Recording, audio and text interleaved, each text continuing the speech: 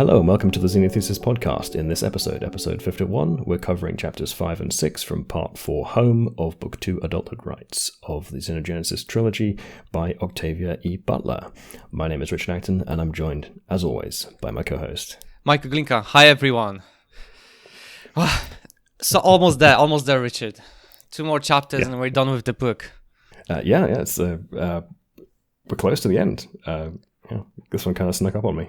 I'd forgotten that we were this close. I know, to be fair, this story feels more of as if it was another part coming through after this, like continuation, because it feels to me that there's so many things still to do, and yet we're finishing this book. Yes, so kind of a common pattern in literature, right? It's often the first book of, say, a trilogy is relatively self-contained, and then you have a follow-up story which is more open-ended because it was successful, so there's enough momentum behind it to get a third one. Absolutely. Well, to be fair, like we're saying that, I already can think of several different series that actually do this, But yeah, it's absolutely.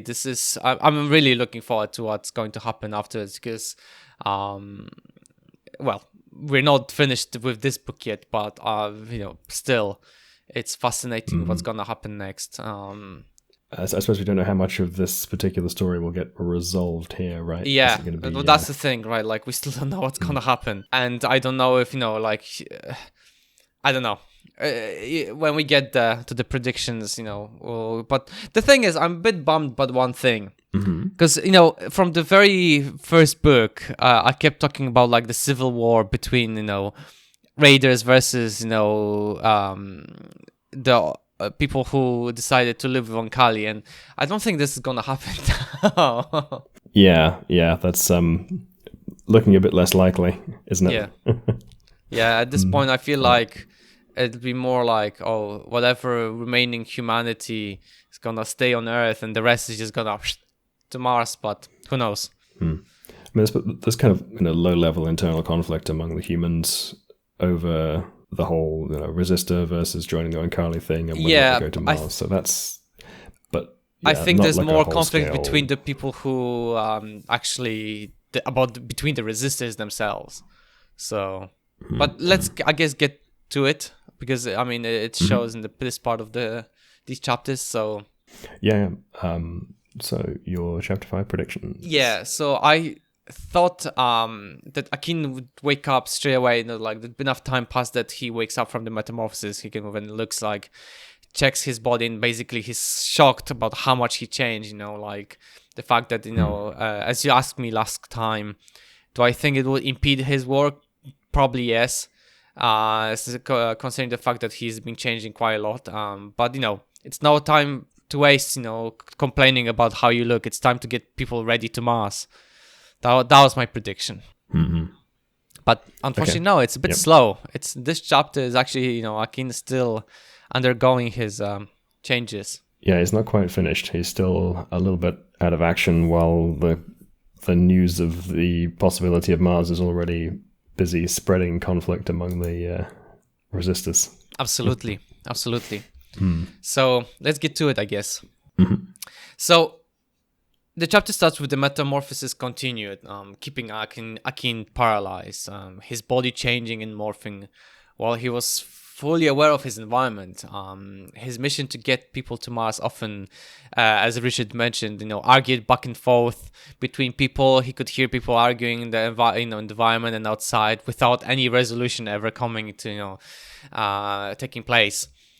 And then one day a raid, taking place in the village of Phoenix. One man from the village killed, one woman kidnapped. Initially, Akin wasn't sure about what was happening. Pilar Leal was with him at the time, and she stayed with him until the shooting was over. Once it was finished, though, she went out to check if her husband is okay, but was back very quickly, after check if it's all fine. As she did, as she was coming back, entering the room, Akin, in his effort to speak, startled her, making her scream. He wasn't sure, though, what he did, because he didn't have a full control over his body, but he did definitely something to get her reaction. I guess he's probably like shivered or something, tentacles moving, and he's just like, this massive slug is moving. What the hell? Yeah, probably looks like he's having a seizure or something. Yeah, possibly. Eventually, he managed to get a hoarse croak, as the book says, out of himself, and so Pillar came closer to him and asked if he's awake. He managed to respond, but his state was weakened. He could hear himself, but his body felt alien and distant, like he couldn't move it. Like, I sort of imagine it being like, I don't know, as if like in a dream, like you don't have a full control over your body. You try to run, but your body doesn't. Like you feel like you're running through, I don't know, like a slug, basically, type of thing. Yeah, I got this kind of weird fuzziness. Or, yeah, I don't know, like if somebody changed all the keybinds in a game or something. So, like you gotta relearn the... Absolutely. Oh, input lag, I would say more. yeah, maybe. So the conversation continued with Pillar asking him if he's in any pain or if he needs anything, Akin was just, told her that he's just weak, but more importantly, he asked about the shooting. Unfortunately, Rudra was kidnapped, and her husband killed. Akin was mortified with the fact that humans were killing each other, and it was not even over Mars. Could even Mars distract them long enough for them to breed their way out of their contradiction? That was his thought, and quoted from the book. Akin tried to speak to Pillar, but realized she's gone. Instead, Yori was there. He then realized that he actually fell asleep, and some time passed since talking to Pillar. He must have really been weakened, considering the fact that he just, passed out and didn't even realize that what happened. Yeah.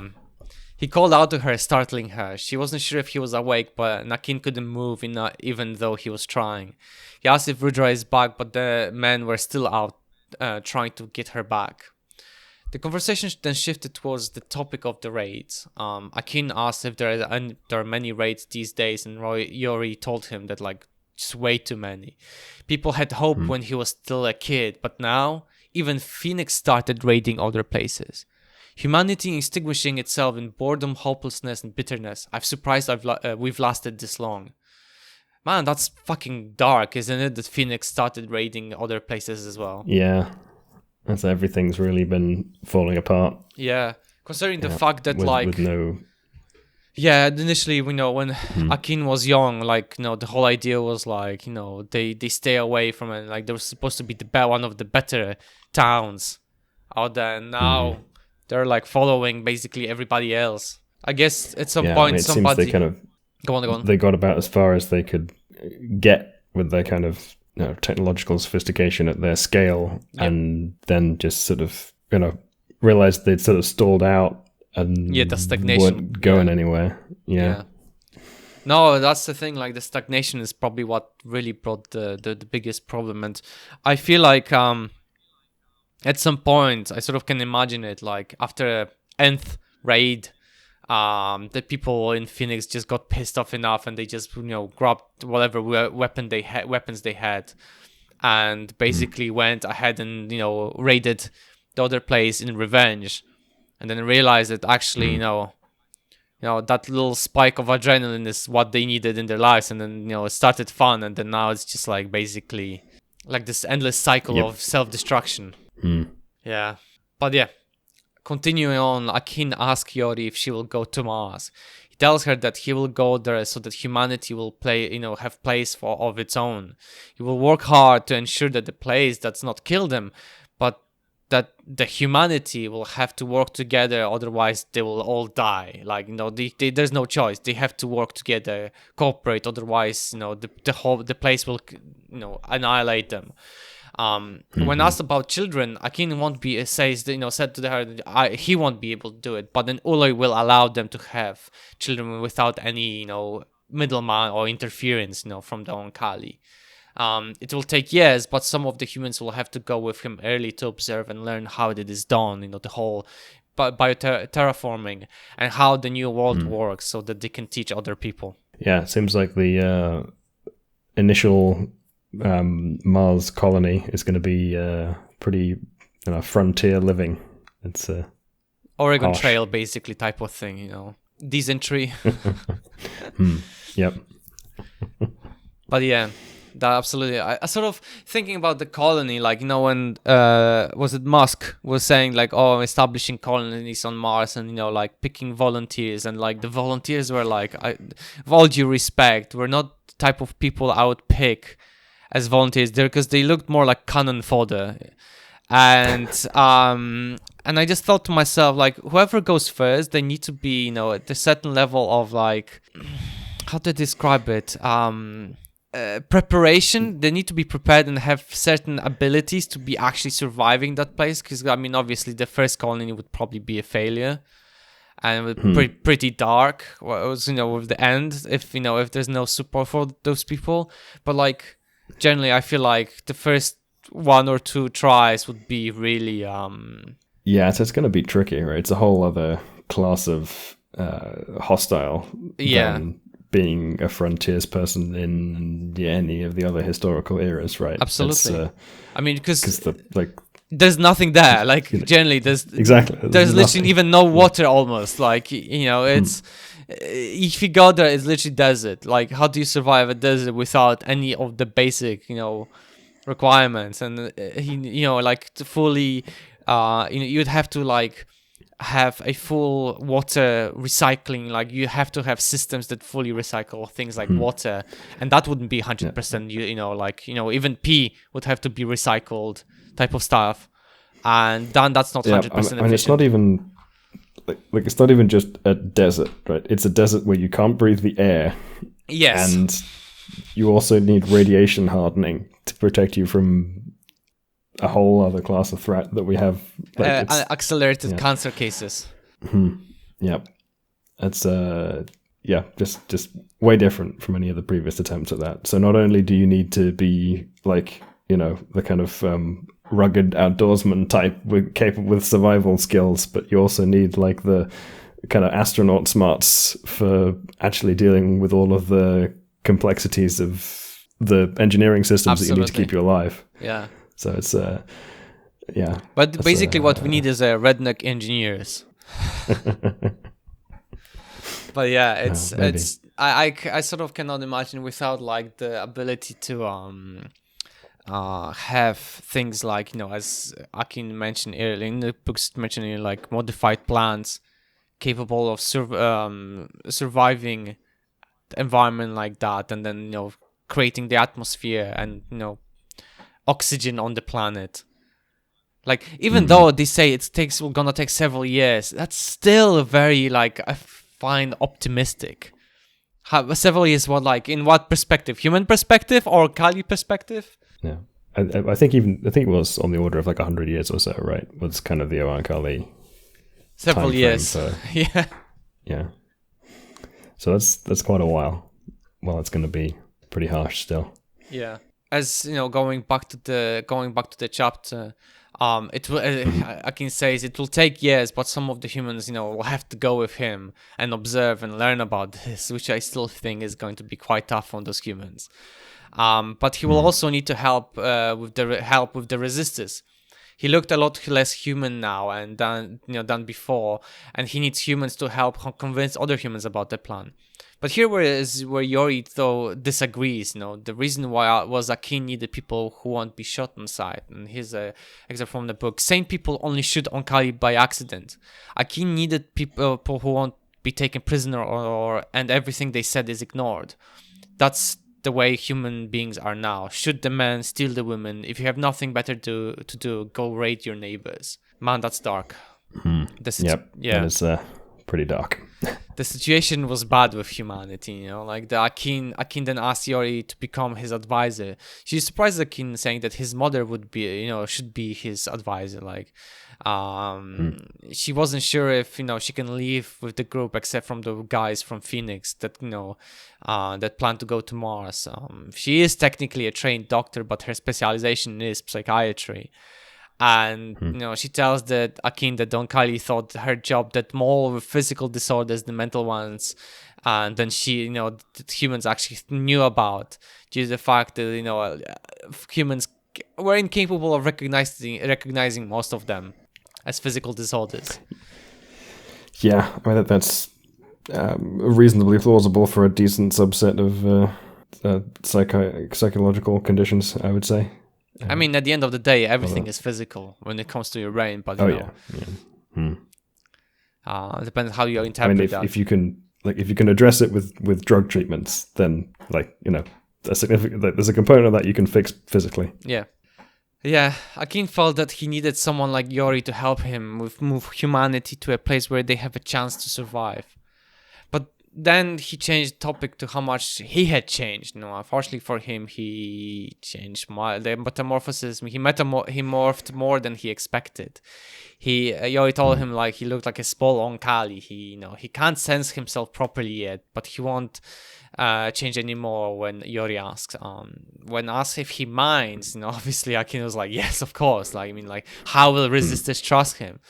But Yori tells him that it doesn't matter because how many humans trust each other nowadays, And it's fair point, Yep. That's another fairly dark point, but a fair point. Yeah. And that's the thing. It's surprising because a lot of villages around Lo don't fight much, and that's what Akin tells Yori, and she tells him that he might have a better chance to to take those villages, and giving up basically on the rest of the humanity, for all the resistors that are staying here on Earth. And at that point, he looked at her, and he knew that she would help him, but. He knew that he also won't give up on the humans. He'll try to save everyone. Yep.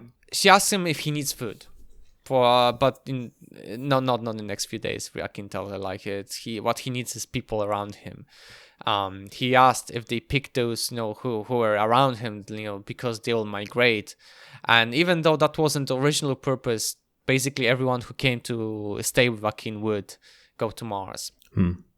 I wonder if maybe the fact that he looks like a small Oankali is a sort of byproduct of the fact that he didn't have the chance to sort of stock up on food before he went into his metamorphosis. Maybe he would have been a bit bigger if he had the chance to do that properly. But the thing is, maybe he was small beforehand. Yes, that's the thing. He was small beforehand, so.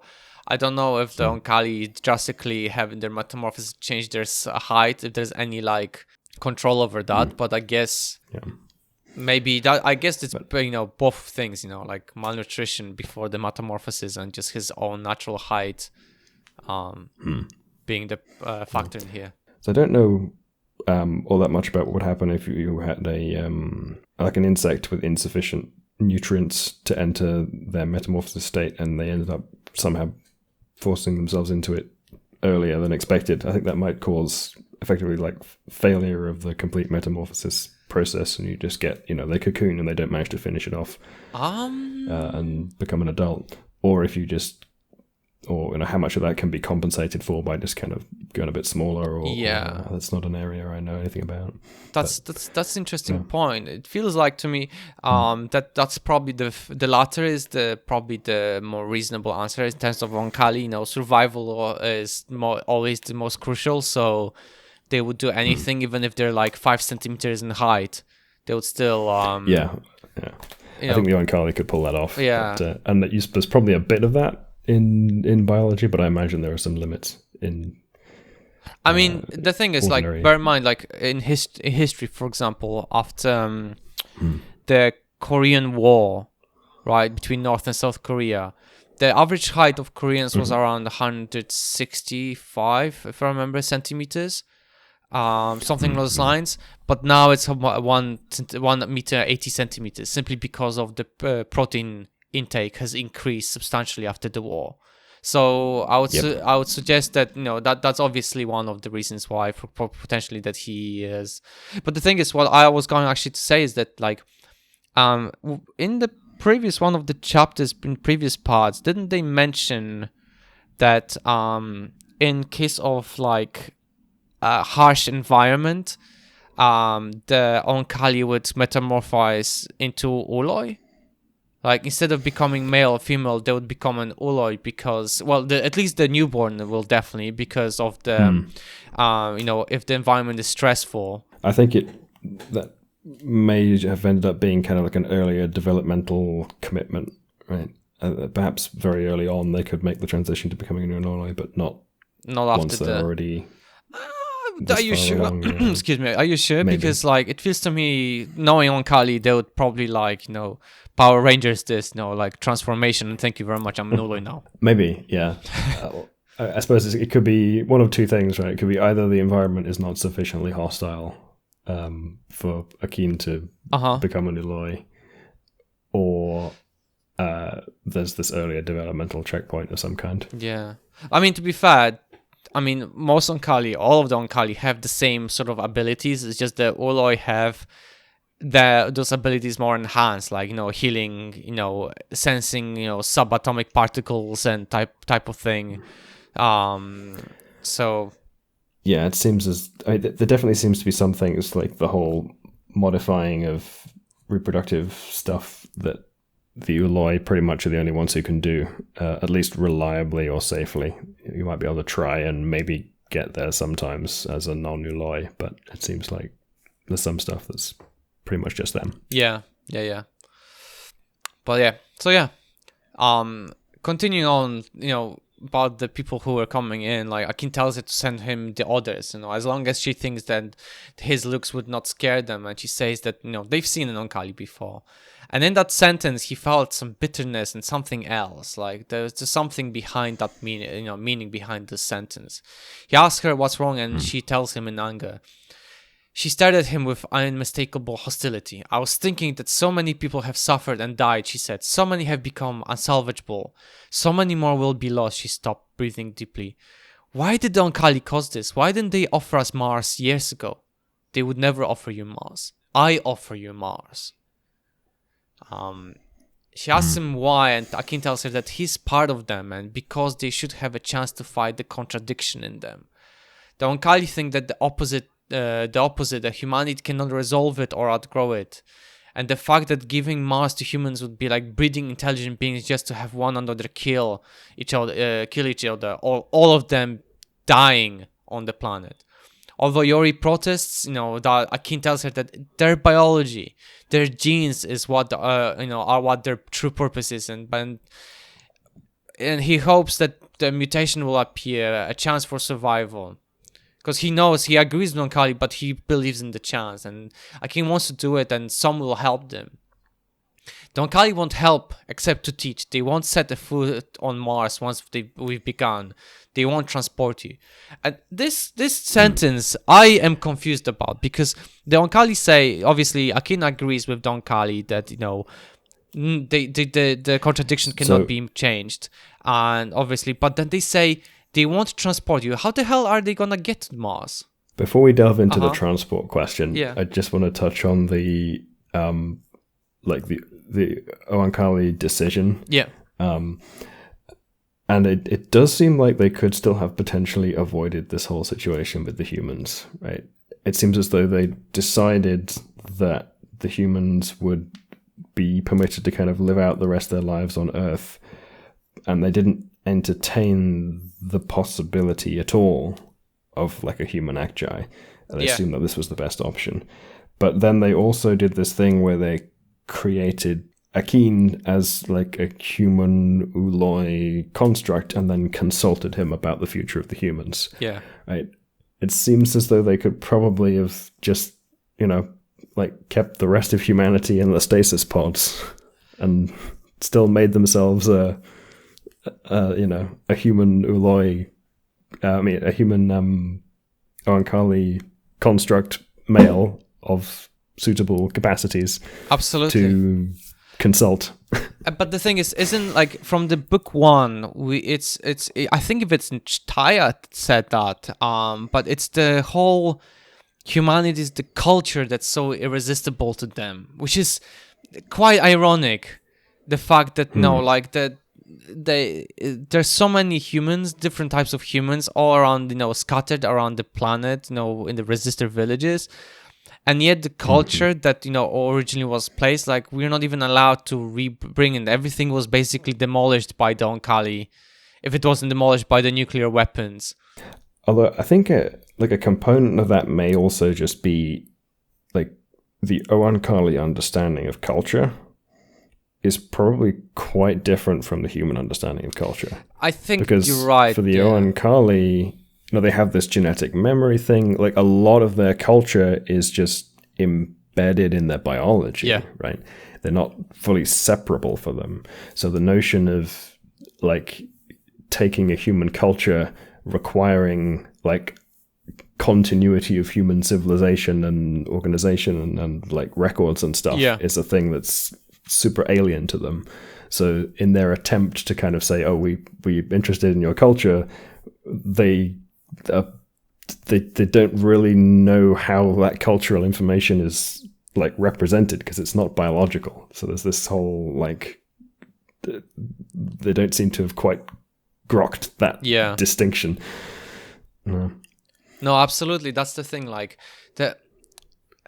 when they to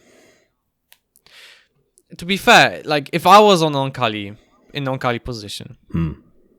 I wouldn't allow the people, like if humanity was on the point of, well, the thing is they do have copies of everyone anyway. Like they preserved the cells and stuff like of the humans anyway. So for them, remaking those humans doesn't matter. They have the genetic material.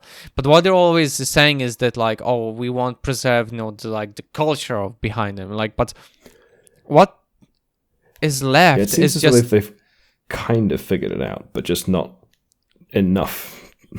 Yeah, but like what they've left is just basically like just shell of humanity, like basically people just trying to survive. And then now, because of like, as Yori said, like people are losing hope, they just basically lash at each other.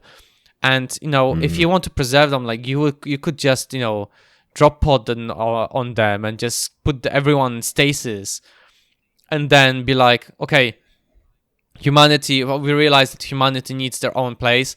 Obviously Earth is going to be stripped of everything that's allows them to survive. But okay, if you want to do Mars, go for it. They're all in stasis. Nothing's gonna happen to them for the next several hundred years. Just do your job, and then we'll awaken them on Mars, basically, type of thing. And then once they awaken, and Akin is like, "Hi guys, for the last several hundred years, I've been working here. Here's your new planet. You have a call. I'll teach you everything." And then, but I think that also wouldn't make sense, because then the cycle will be again like, you have to survive, and then they will do the same thing, raiding, killing each other, blah blah. So that's why in the same time, Akin, like the whole idea of humanity working together needs to take place. Otherwise, they will kill each other, destroy themselves. So again, I guess this time though, probably when they go on Mars, I feel like the Oankali will just take all the uranium out of the ground and just not allow humanity to develop any nuclear power at all. Maybe, I don't know, but that would probably be quite a lot of work. Yeah. Yeah. Maybe they'll just leave them to it, but we'll see, I suppose. I don't know. I just feel like, but then leaving enough to like sort of it for people to like study, develop the technology in future, to move on, because obviously nuclear power is critical for like next stages, unless they just skip it. But I feel like a lot of nuclear physics that we know came out because of the development of nuclear power. And then but not enough to make dangerous weapons out of it. I mean, maybe, but I don't know that the Oankali even kind of think of. I mean, I don't know. I don't think they would really view a human civilization as like a threat to them, because their whole attitude is just like assimilate the other groups. And I mean, maybe, but I mean, given that they're presumably at this point a civilization that spans many planetary systems, maybe they don't even care that much about, but yeah, who knows? Yeah, it's hard to tell. Yeah. Yeah. But yeah, it seems almost as though perhaps they should strategically take it seriously as like humanity as a threat, but it seems like that's not a way of thinking that would be intuitive to them. Yeah. I don't know. It just feels to me doesn't like... seem like they've ever met another like technologically advanced, intelligent species. I feel like for them it's more of like they're gonna die anyway, so why worry about that? Like, That's not true. Yeah. So, but yeah, the other thing we are like that sentence we mentioned, like they won't transport you, is like, how the hell will the humanity get to Mars then?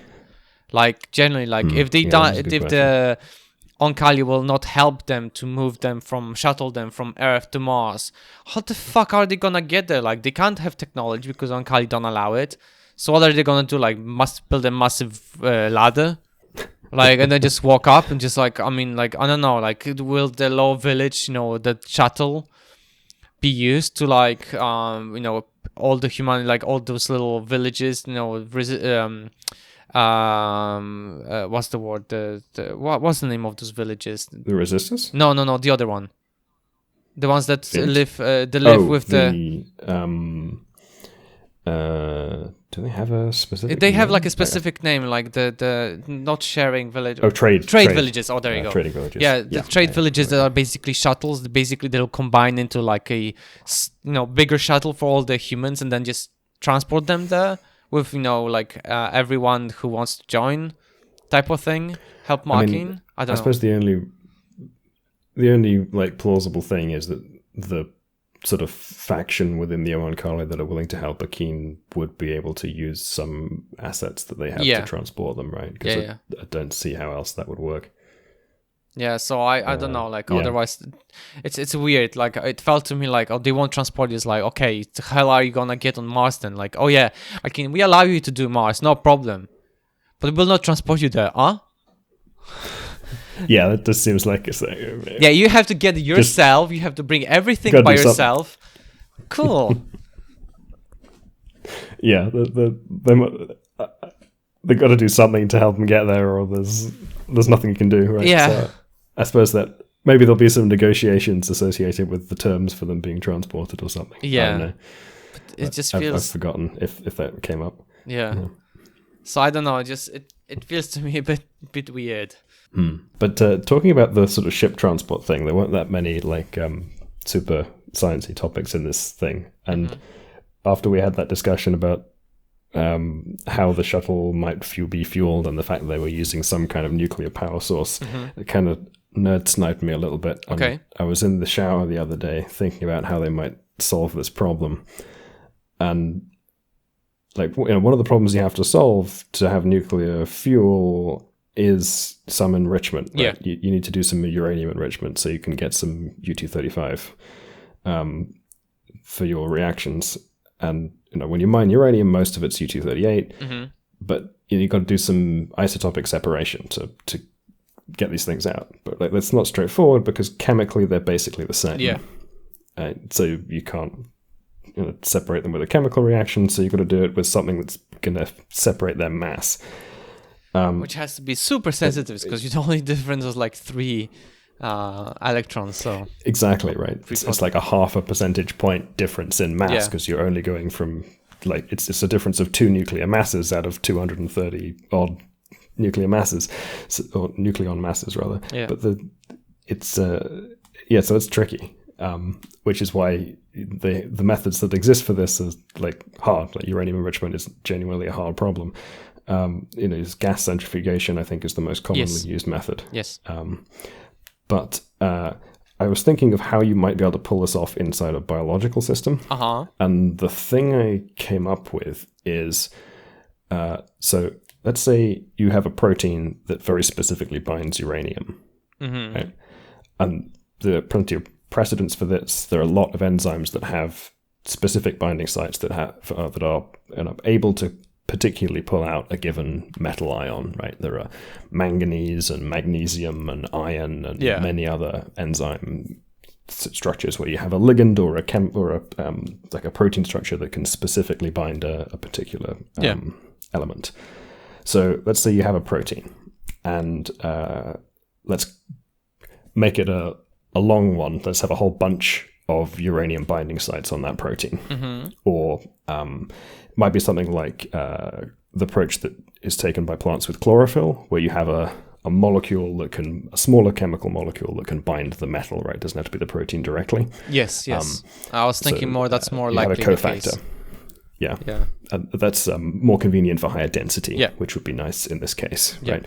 So we have a protein, maybe some cofactors that can very densely bind a whole bunch of uranium, right? Mm-hmm. So now we have the problem of how do we actually separate that? So if you've randomly bound a whole bunch of uranium, then you're going to have a mix of U-235 and U-238. Yes. It's going to massively favor the U-238. So how do you actually separate them? I was thinking you could do it electrophoretically, right? Because they're going to have the same resistance, but they're going to have a slightly different mass depending on the proportion of I see what you U-235 to U-238, right? So what you do is you put your protein in a medium and you apply an electrical field to it, and then it's going to have the same mass. It's going to have a different mass. It's going to have the same resistance to pass through the medium. So it's going to be accelerated at a slightly different rate through the medium depending on its mass. Yes. Right? Because it's the same electrical field. Yeah, right? the lighter will go so faster than the heavier ones, leaving. Exactly. Yeah. Right. But statistically, you will end up with some of those proteins that are bound a disproportionately high fraction of U-235 or U-238. Right. So if you separate them out, then you can get a gradient of those proteins that are mostly bound to U-235 that will be super rare, and those that are mostly bound to U-238 will be much more common. Right? And then you can sort of pull off those bands from the gel medium that you're working on and iteratively assign the same process, right? Dissociate the uranium from the low weight fraction and then do that again. So as you repeat the process, you have iteratively higher probability of getting a higher fraction of proteins bound to U-235. I feel like there's a flaw in this thinking, because if you do that, you'll get a whole gradient, as you said. So it's actually statistically you'll have lower probability to get 235. I think what you will have to do instead is that do the same process, but instead of doing a multiple molecules on a protein or an organoid, as you mentioned, having small molecules that can bind, like let's say, like for example, a hemoglobin can only bind one iron, right? Or EDTA can only bind one molecule. I mean, the reason I went with multiple is because, like, statistically, you will eventually end up with some that have multiple that have a very high fraction of U-235 versus U-238. Right? They'll be super rare. But that's the thing. Like, it's super but you rare. will end up with some. And I feel like you would have to have really sensitive system. I feel like a single molecule with one molecule with one atom of uranium is more feasible at this point, because then if you do all the electrophoresis on that, you actually get either 238 or 235 separated. So at some point, if enough separation, you'll actually get no gradient but two bands. But the thing is, I don't know if that's ever going to be enough of a mass difference to yield a separable band, right? So that's the reason I was thinking about the statistical approach, was that you can get much more than 2 nucleon masses worth of difference between your proteins if you have a mix, right? Because if it's all 238 versus I feel like all 235, you get quite a lot of difference. I feel like we are overcomplicating this as well, because think about this from the perspective of Oankali. Oankali can design anything. They've traveled around different planets, right? They've encountered so many different biological systems. It could be the case they could have actually enriched 238, like removing those that proton and 2 neutrons or whatever is required from those atoms, without actually doing that, actually removing this, like with some biological systems. Because I mean, it would take a lot of steps. You think they could have acquired? I mean, because it would take a lot of steps, but I mean, in our body, like we take food, any random type of food, and we can break it down and then get hydrogen, proton, what's the word for you know, I mean, like the basically creating of ATP, right? You can get proton gradient and stuff like that. So I feel like you could technically, if you tried hard enough, develop a very complex system that would do that for you without, you know, it would be long and time consuming, but you know, Oankali have anything but time. So but how is that helping us with the isotope separation problem? So that's the thing. You wouldn't even have to develop. You didn't have to do a separation of the isotopes. You would actually create the isotope from the actual abundant uranium-238. You just have multiple enzyme reactions, basically. To I don't know what enzyme reaction. I have no idea what would be entitled to actually split the nuclei and put one proton, one and whatever is necessary. I mean, yeah, you actually need. I mean, you can do that by direct irradiation, right? You can take U-235 or a lighter thing and turn it into a higher thing by just putting a neutron beam on it. Yeah. But you can't do it chemically, right? I mean, the only occasion when you can chemically separate ice. And the fact that traveling on the outer space, radiation is anything what they get. So, but you need neutron radiation, which is not that abundant as a like a source of cosmic radiation, to my knowledge. I think it's mostly gamma. I don't know. I don't possess enough knowledge about this, but I feel like with the Oankali, with the fact that there would be probably enough time for them to think about the possible solution to this. I mean, you can do isotope separation chemically for lighter isotopes, right? Because if you want to do it for hydrogen, for example, reaction kinetics are sufficiently affected by the difference in mass. But that's because the difference in mass is on the order to like a third to the half of the mass of the whole atom, right? So the the impact of that is much smaller when it's only a half a percentage point or so of the fraction of the mass way up at the other end of the scale for U-235, right? So it's much harder to have a chemical reaction that will have different kinetics. I mean, to be fair, anyway, it could be, as you said, gas electrophoresis or like gas, separation with using gas. I mean, we saw in book 1 the giant fart bubble. You wouldn't need gas. Oh yeah. So I mean, it could be the other. It could be the fact that within the whole Oankali mother planet or mothership, there is an area within the within that massive ball of flesh where basically this takes place, right? Like one way or another, but like. Oh yeah. So you could have a system somewhere in there that was capable of doing this isotopic separation. Just thinking of like plausible methods that you might be able to actually use to do that in a biological system, because gas centrifugation seems like a tricky one to implement, whereas the electrophoretic approach seems like it could work more easily in a biologically engineered system. Yeah, I mean, I agree with that. I feel like, though, I would go for single molecules because that would be enough separation of those two. That totally depends on the degree to which you can attain electrophoretic separation with only 2 nucleon mass difference. I mean, to be fair, because if you can't do that, then you can do it statistically by just making the difference bigger. I mean, to be fair, Richard, you have a whole planet-sized mothership. You could have one end starts the electrophoresis going throughout the whole, like in one long line of, and eventually you'll have separation. That's the thing, though. Yes, you could, but I wonder if that would work well electrically, right? There's only so long you can conveniently make the gel and still have that work. So you could maybe, I mean, my point is just that you could add to that difference by using a statistical method of clustering them together. Doesn't have to, that's all I'm just saying. You can get slightly easier separation if you do it iteratively by grouping them and then relying on the fact that you will, occasionally get some that will be overrepresented in one fraction. I mean, yes, you could do. I mean, doing this, fractions and then redoing it. Obviously, that's either solutions. That's basically probably the way to do it. I mean, as I said, Oankali have everything but time, even. Right? Like, so you could be doing that all this time. And like the existing enrichment processes are often iterative. I think the centrifugation is also somewhat iterative. So yeah, but anyway, that's my that's what I came up with in the shower the other day for how you might solve this problem. No, to be fair, like it's a valid, I would say valid point. Although I don't know how realistically a biological system would be able to handle this.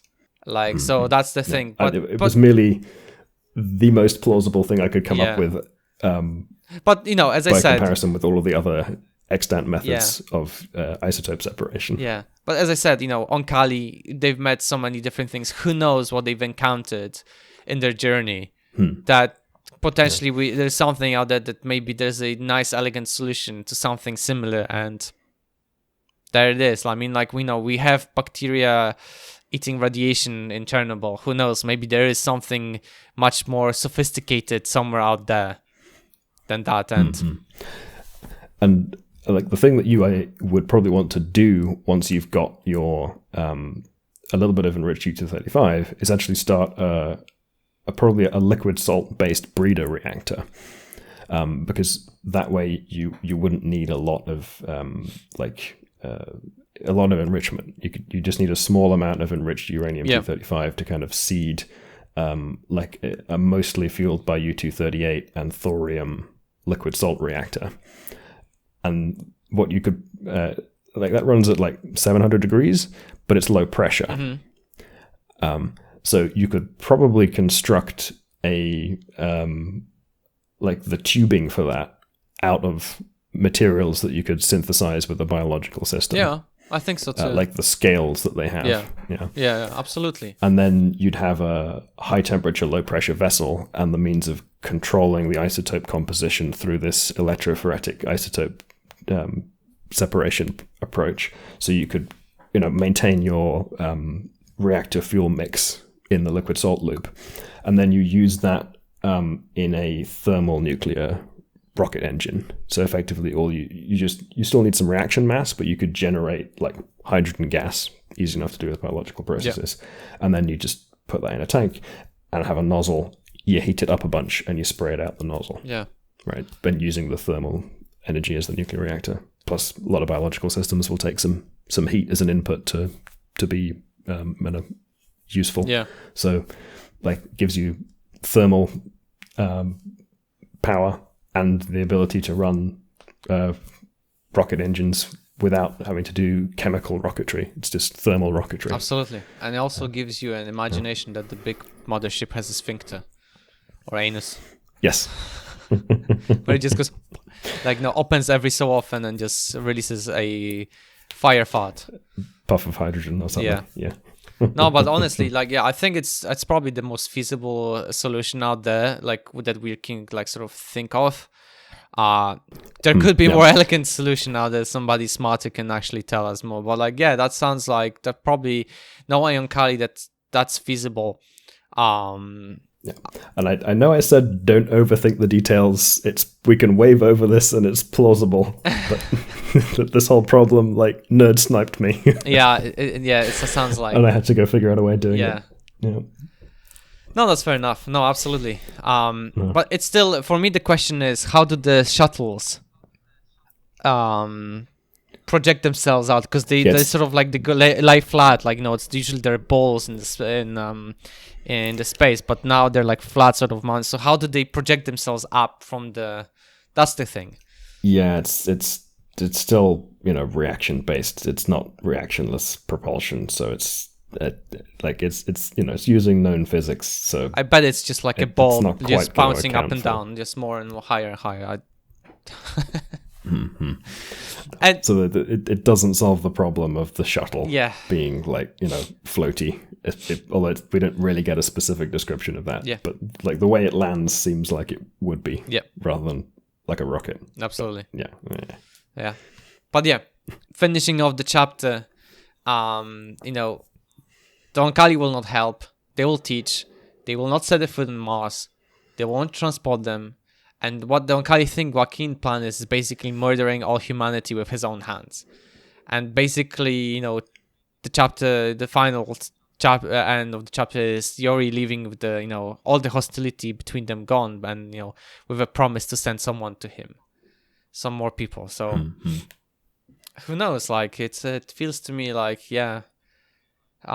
this chapter sort of felt like the humanity is on the brink of extinction or killing themselves. They have an option: go to Mars and die, or kill themselves on Earth. Yep. Yeah, that's seems to be pretty much it. That's basically what Oankali thinks. So. Well, I mean, the Oankali think that they'll die on Mars, just slower. Yeah. Although on the Earth it'll be the same, because once the Earth is stripped of everything, then.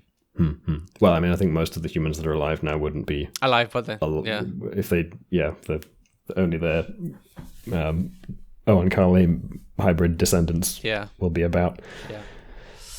So let's go to my chapter 6 prediction, I guess. So I wasn't certain here, because I mean we are 3 chapters in until we finish, and I'm like, okay, so he asked Yori to send people to to Akin to discuss the whole Mars situation, and I just thought like it can't be like just like that. There has to be something happening, and the fact that there was a raid. It felt to me there has to be some sort of drama coming in, something about it. And I thought, what we haven't seen in a while, Gabe. And I just thought to myself, oh, Gabe, you're gonna do something, no?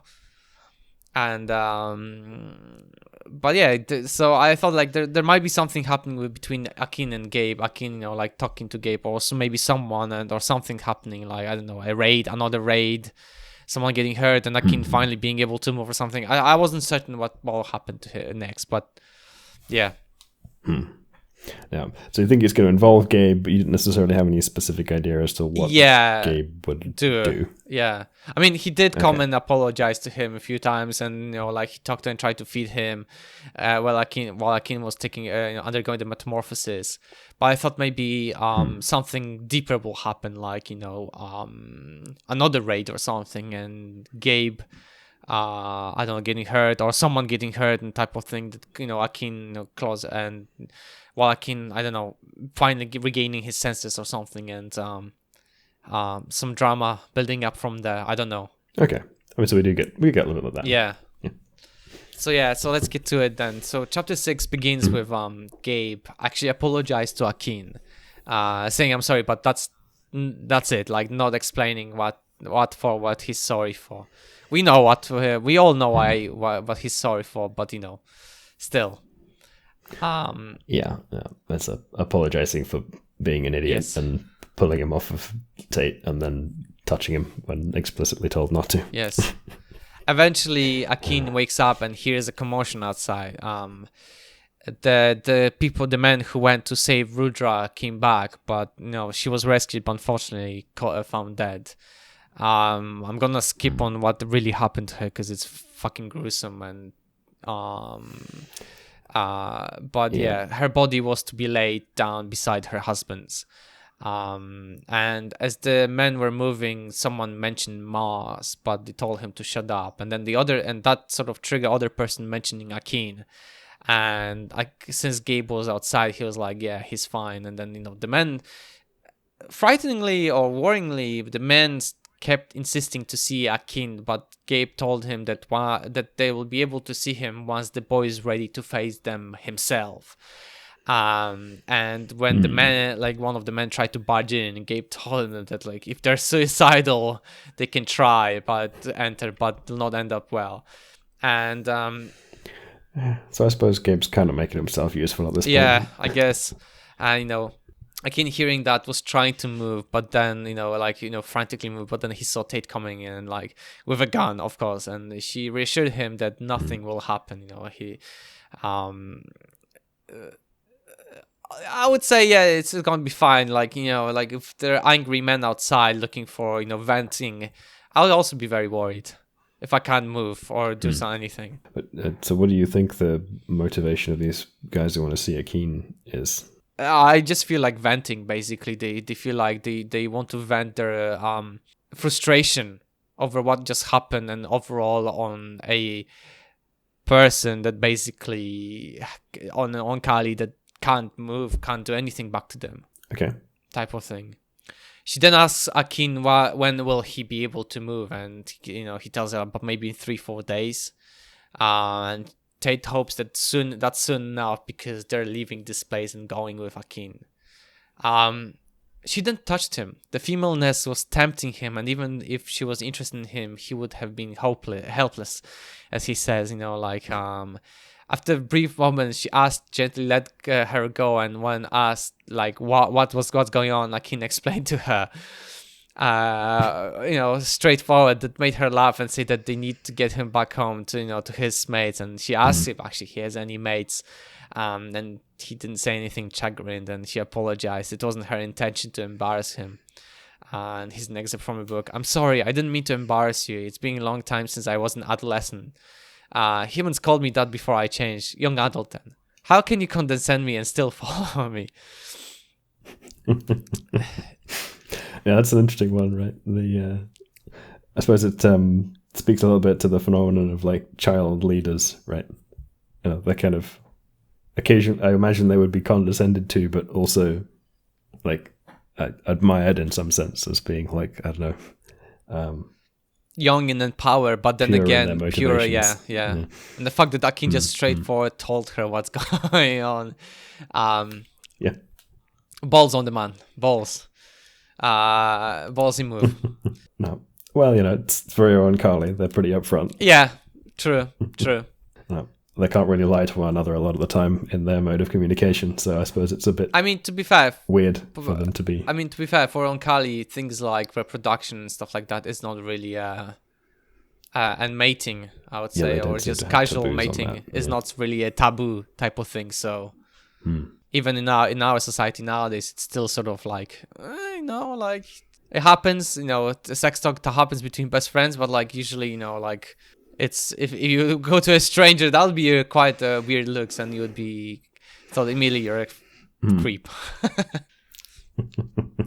But yeah, going back, to the question, how can you be so condescending to me and still follow me? She wasn't sure. Tate wasn't sure. She was still working out her feelings towards the new-looking Akin. Something in her manner told Akin that something was wrong. And he asked her, if she's going to join him on Mars or stay. And he reassured her that she will be first free to stay or go if she wishes. Here's a chapter from the book, section from the book, Truth, that Tate said quietly. He wished she were Oankali so that he could show her what he meant what he was saying. He had not spoken in response to her condescension, and she clearly believed. He had responded instead to the falseness of her manner, but communication with humans was always incomplete.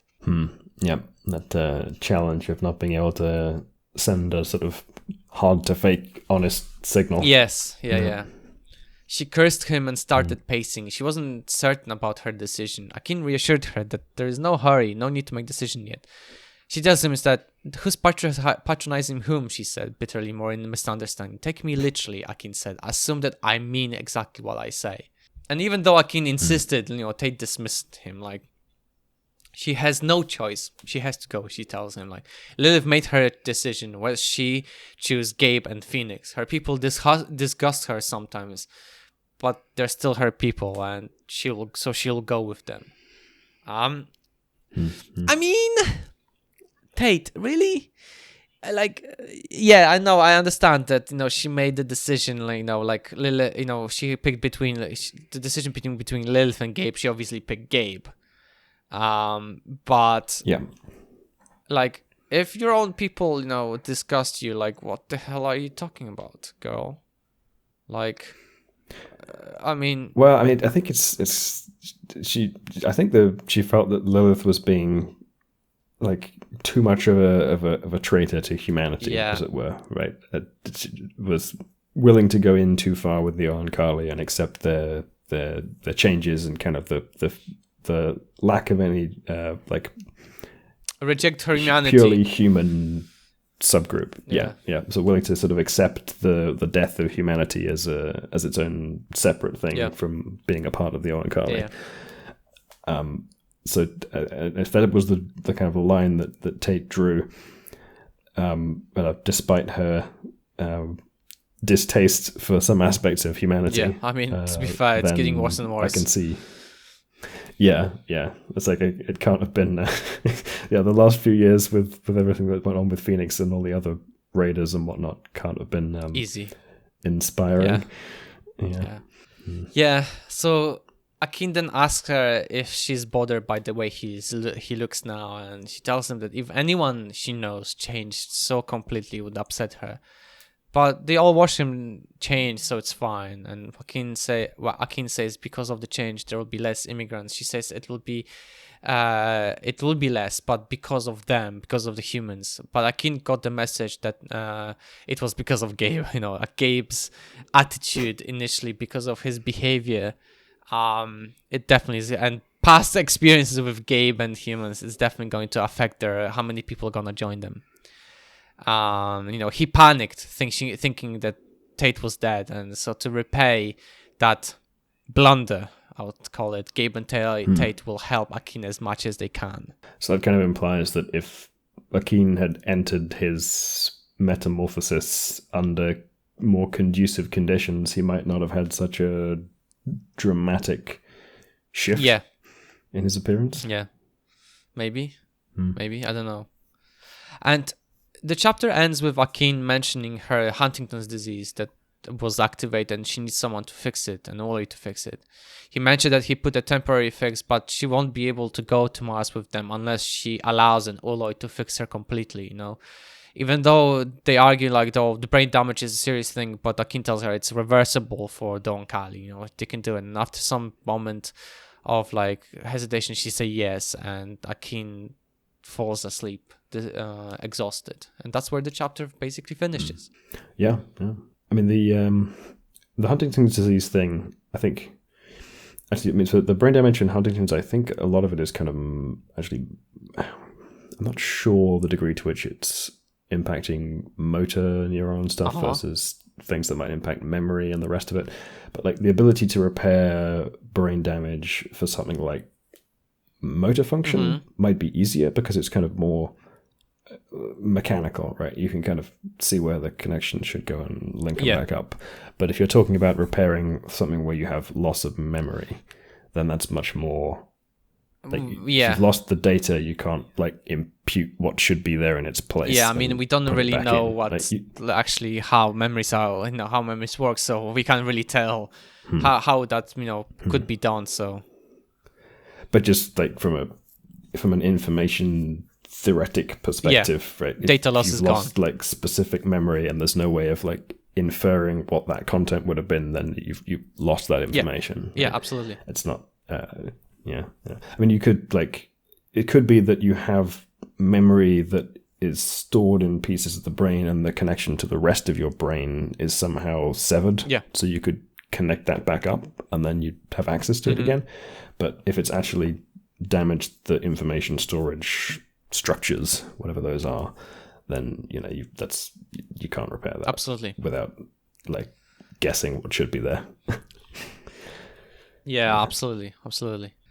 But it seems like Tate's far from at that point. No, I think and I think in case of Tate is that when in the book she said that it's the Huntington disease, activated, and she that she lost that balance, she fell because down the cliff when those damage because of it, and she realized that her mother also did that, her personality change, and also that constant falling. She said that that was also from her mother, the Huntington's disease. So she needs to it's mostly probably in the case of Tate at the moment, it's just mostly motor neuron abilities at the moment being affected, but it could be worse with time, so they need some Oloy to fix her, because as Akin says, if they go to Mars, when she goes to Mars, she will spread it more to her offsprings, and they can't allow that. So yes, that's an interesting discussion actually they have there at the end about the the kind of responsibility that Tate would have to the Mars colony to not pass on the Huntington's trait, because it would just wreck the colony basically. No, so she kind of ends up having to consent to the gene therapy from the Oloy to fix that, as well as just the turning back on her capacity to reproduce. Do you think it's going to be Kaguya that's gonna fix her? I think Kaguya's definitely going to be the one to wanting to do it. I'd say that much. Yeah, I feel like that this is like, because we haven't heard of Kaguya at all, and I feel like if Tate and Gabe are involved, I feel Grandpa Kaguya will definitely want to be involved. But the thing is, then Kaguya didn't get involved at all with, like, we didn't hear anything about him from Akin's perspective when he was on the ship, right? Yeah. So, and technically, I'm correct in saying grandfather. Yeah, I think. Yeah, because it's you can't so and so. Yeah. Yep. I mean, come on, Grandpa Kaguya, you've been an asshole your whole life. At least, like, you'd think, like, for your grandchildren you wouldn't be, but hey. Anyway. No, well, as any lawyer, I suppose, could fix this problem. No, absolutely. For Tate. I'm just curious if Kaguya would be like, oh, I volunteer type of thing. Oh, Kaguya definitely would, but I wonder if Tate will get the choice. Yes, exactly. Oh dear. Yeah. So yeah, I guess let's go to my chapter 7 prediction. Yeah. So I thought that this sort of behavior of this man, it's sort of like worrying. That the one's going to see the man that came from the raid, the angry man that brought back the body of the lady, what's her name, Rudra. Rudra. That those men in their like frustration will try to do something stupid with Akin, like try to secretly or try to raid the house and kill him, maim him, I don't know, and maybe leading to Tate or Gabe getting hurt. I don't know, but like, okay, it felt to me that those men, there's this sort of frustration in them that they can't release in any way, and they'll try to aim it at people who are the most vulnerable and easy target, i.e. Akin, who cannot move. Yeah, seems like it seems like there's some setup going on with them, right? They've got, they've been introduced, there's some I don't know, narrative imperative that something goes on with them going on here. It just feels to me that at this point the book is not gonna finish peacefully. Like it's like, oh yeah, I mean, to be fair, like, it'd be silly for me to think that like, oh, Akin comes in like, hi guys, do you want to come to Mars? They're like, oh yeah we will, and they just go follow him back to Laos type of thing. That's more gonna be like, no, Earth is ours and type of thing, and it's gonna be like a type of attitude. Yeah, well, it takes a lot of trust, right? They're gonna have to, if they want to get their ability to reproduce back, they have to go and interact with the new Loy again. So, like, I assume they're gonna, like, a lot of people are gonna be like, not me first. Right? Yes, they're gonna want to see evidence that other people have done this successfully before they're gonna be okay. Absolutely. Yeah. Absolutely. Yeah.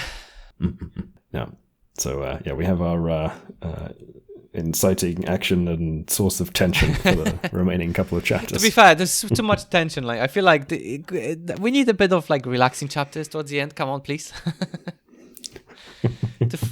I don't think Octavia really does relaxing. No, she really doesn't. Like, when I read the beginning of this chapter 6, I was like, oh, I genuinely felt sick. I was just like, come on, Octavia, like, you didn't have to do this to me. Like, I was not ready to what happened to Rudra, and I was just like, fucking hell, honestly. But I feel like if yeah, I think dark and tense is the tone. Yes. Yeah. Even in the other works of hers that I've read, definitely like Kindred as was and the Parables books. That's like dark and tense. Yeah.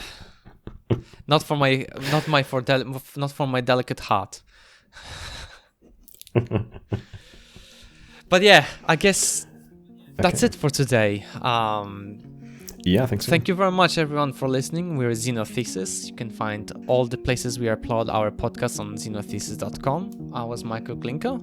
And I was Richard Nixon. Thank you and goodbye.